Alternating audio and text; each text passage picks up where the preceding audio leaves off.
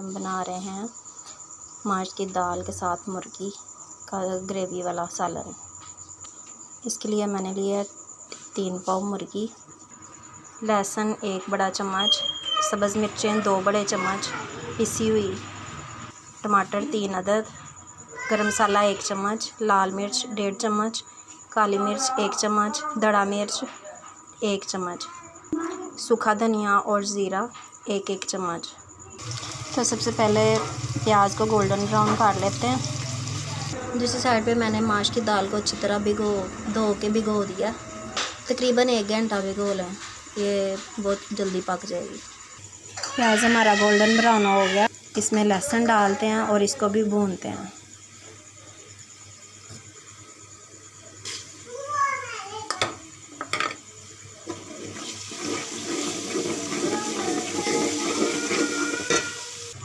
इसको 1 आधे मिनट के लिए अच्छी तरह भून लें, इसकी स्मेल ख़त्म कर लें लहसुन की। इसमें हम सारी मुर्गी डाल लेते हैं, इसको हल्की आंच पर भूनें और इसका कलर चेंज कर लें। भूनते हुए 5 मिनट हो गए हल्की आंच पर। इसमें हम कुछ मसाले डाल लेते हैं। सबसे पहले अदरक और सब्ज़ मिर्चें डालकर अच्छी तरह खा लीजिए। थोड़ी देर के बाद हम टमाटर डालेंगे। इसमें हम टमाटर डालते हैं,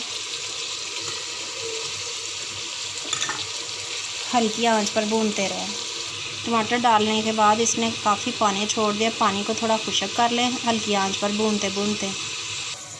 अब हम इसमें डालेंगे सूखा धनिया और ज़ीरा 1-1 चम्मच और इसको अच्छी तरह मिक्स कर लें। 1 चम्मच नमक, 1.5 चम्मच सुरख मिर्च, 1 चम्मच हल्दी, 1 चम्मच धड़ा मिर्च। 15 से 20 मिनट हो गए हैं, आप देख सकते हैं इसका कलर चेंज हो चुका है। अगर आपको इसमें दाल डालना पसंद नहीं है, आप ऐसे भी खा सकते हैं।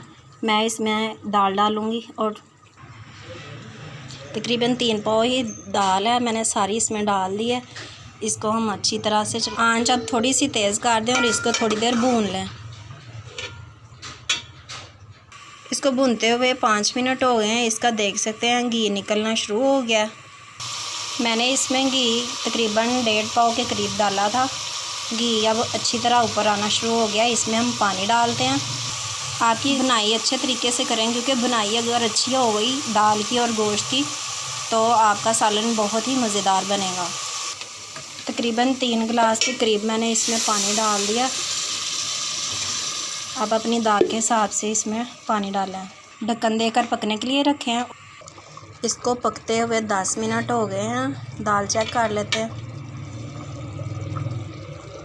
अभी थोड़ी देते हैं और 10 मिनट और पकने देते हैं। दाल गल चुकी है, इसमें हम काली मिर्च डालेंगे